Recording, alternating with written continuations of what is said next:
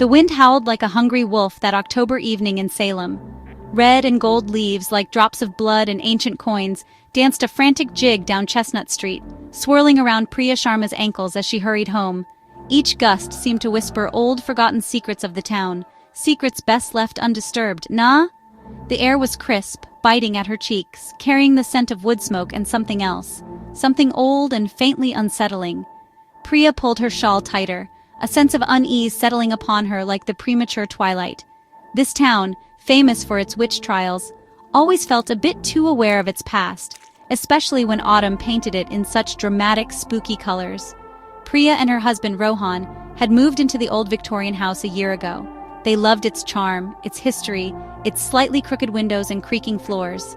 It was their dream home, perfect for starting a family. Oh, how they longed for a child. Months had turned into years of waiting, of hoping, of hushed prayers whispered into the darkness of their bedroom. Salem, with its eerie beauty, had seemed like a magical place to begin this new chapter. But sometimes, Priya felt the house wasn't just old.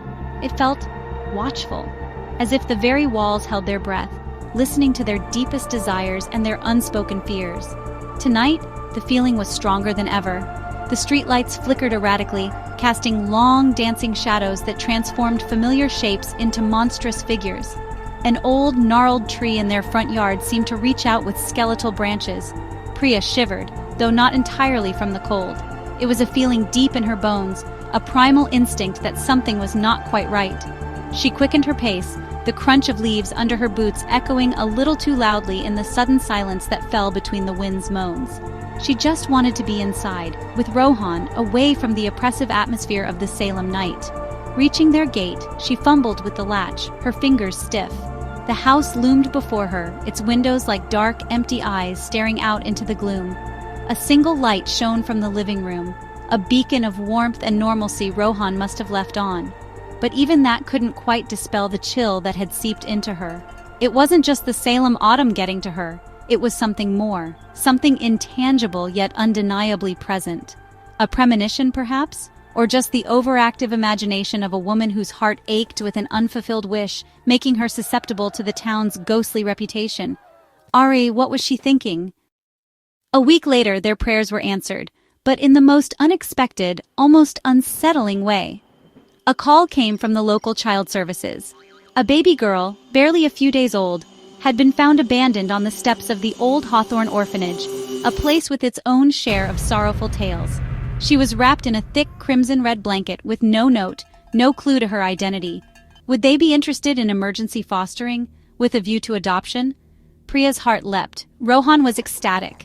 It felt like a miracle, a gift from the universe or perhaps from Salem itself. They named her Ananya, meaning unique, matchless. Ananya was beautiful, with wide, dark eyes that seemed to hold ancient wisdom and a surprisingly strong grip for such a tiny thing. But from the moment they brought her into their home, things began to feel different. Not just the usual chaos of a new baby, but something more. Their cheerful golden retriever, Max, who adored children, would whine and cower whenever he was near Ananya's cot. He'd stare at the baby with his ears flattened, a low growl rumbling in his chest, before slinking away to hide under the kitchen table. This wasn't like Max at all, Yar. It was downright strange. Priya tried to dismiss it. Animals could be funny with new babies, she told herself. But then other things started.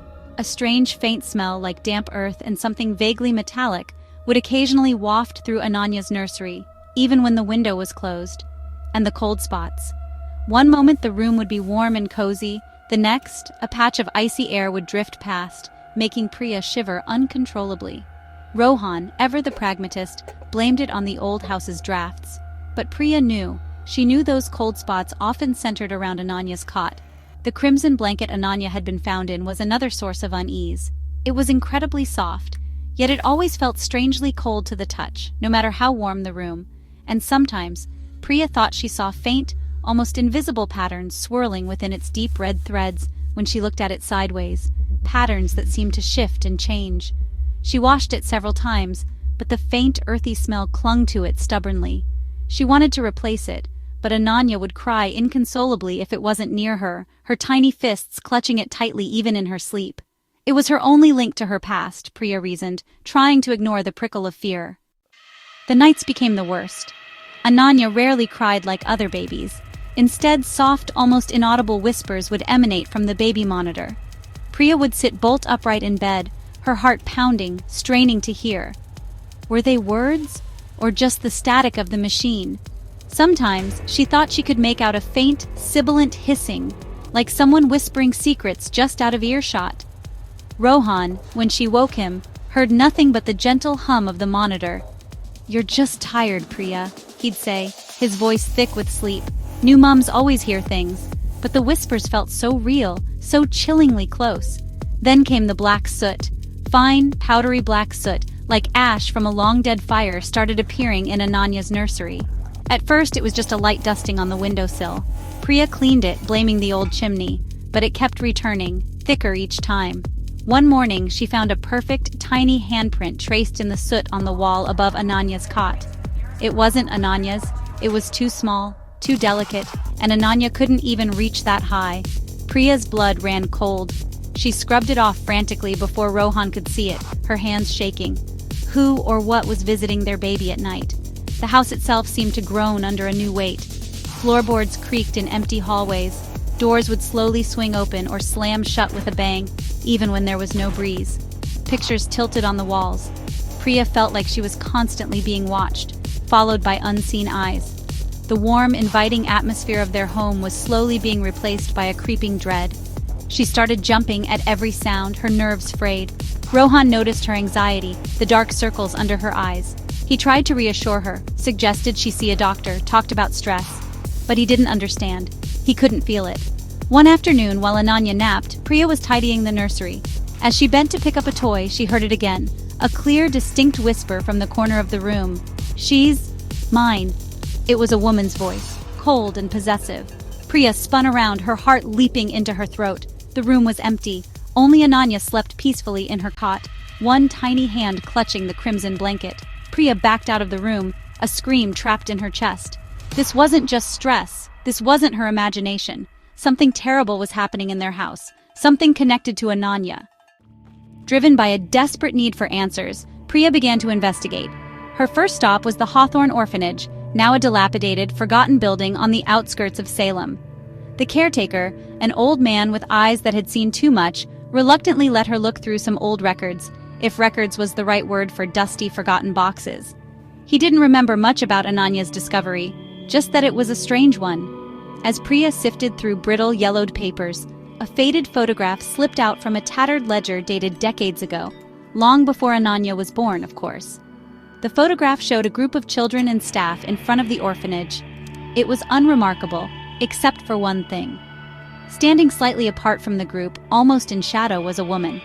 Her face was partially obscured, but her eyes, they seemed to burn with an intense, unsettling gaze. And around her shoulders was a shawl that looked disturbingly similar in color and texture to Ananya's crimson blanket. Priya's breath hitched. Coincidence? Or something more sinister? She quickly pocketed the photograph, a shiver tracing its way down her spine. This couldn't be, nah. It was just an old photo. Back home, the baby monitor continued its nightly broadcast of horrors.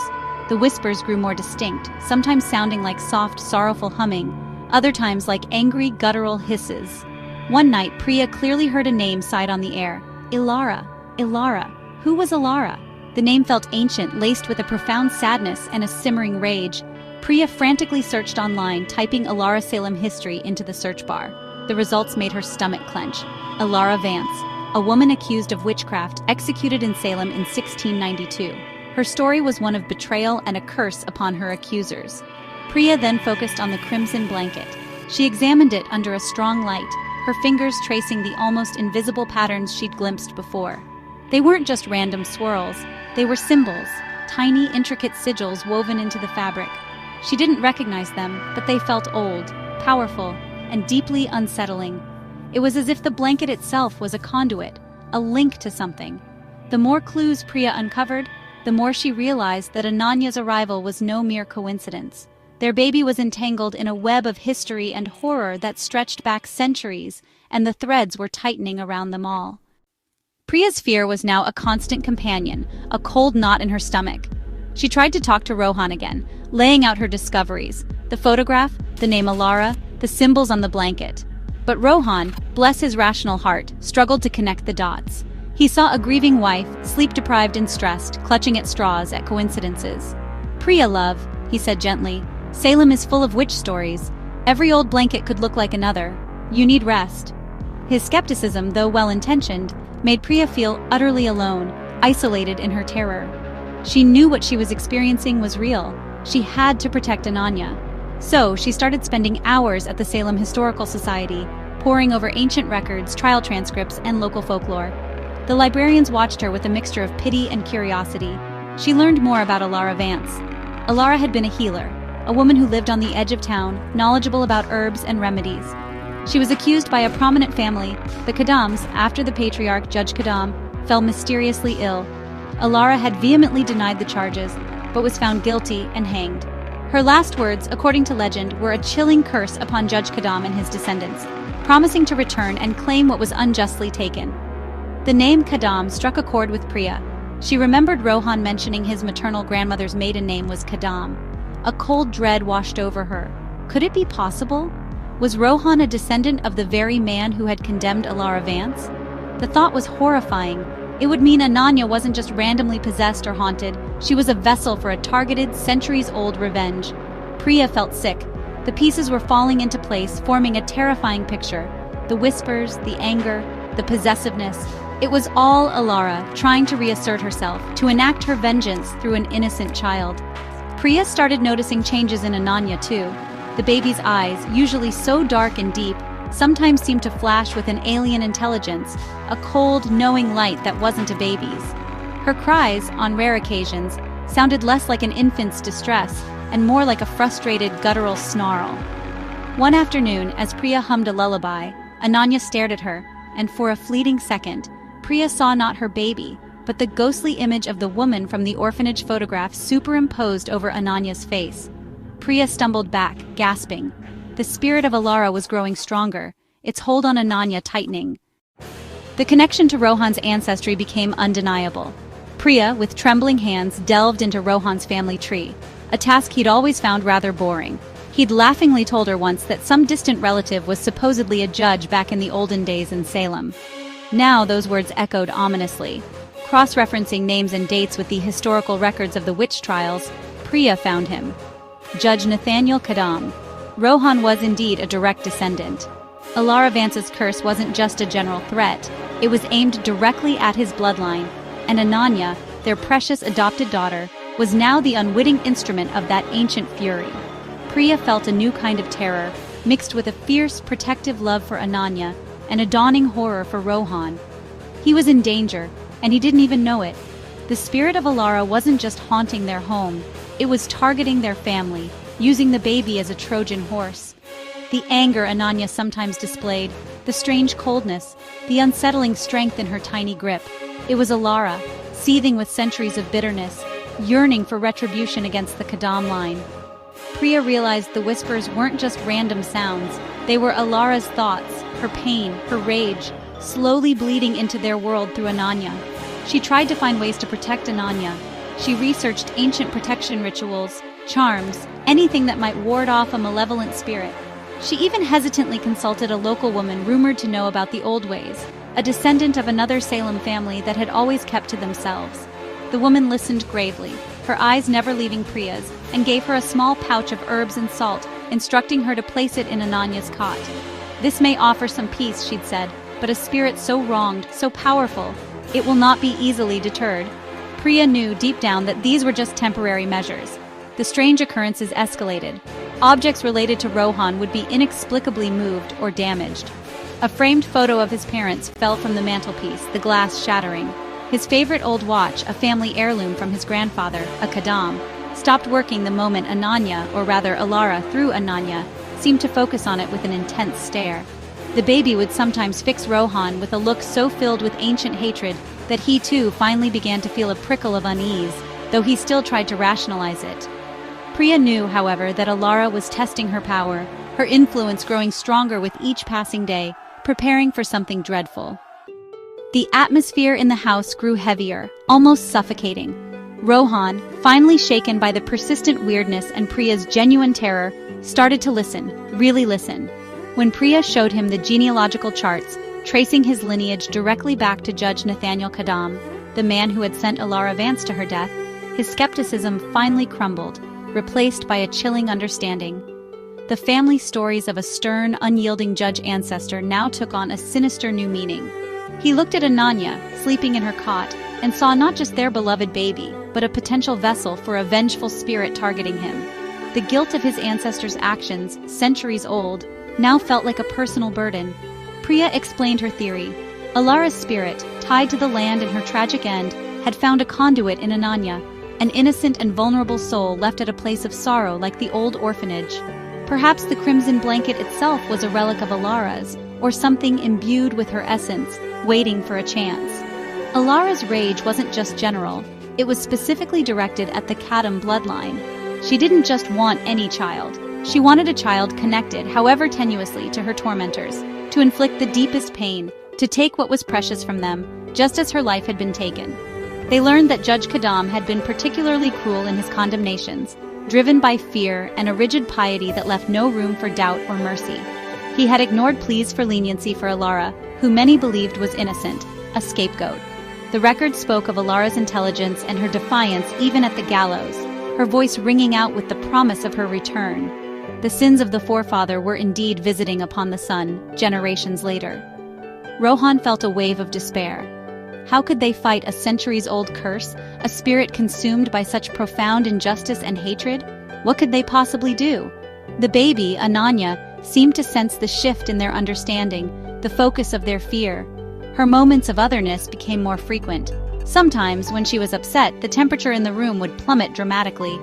On one terrifying occasion, as Rohan leaned over the cot, Ananya's eyes snapped open, not the soft brown of an infant, but a piercing, cold blue-gray that seemed to look right through him, filled with an ancient loathing. A low hiss escaped her lips, and for a moment, Rohan felt an invisible force push him back. He stumbled, his heart hammering.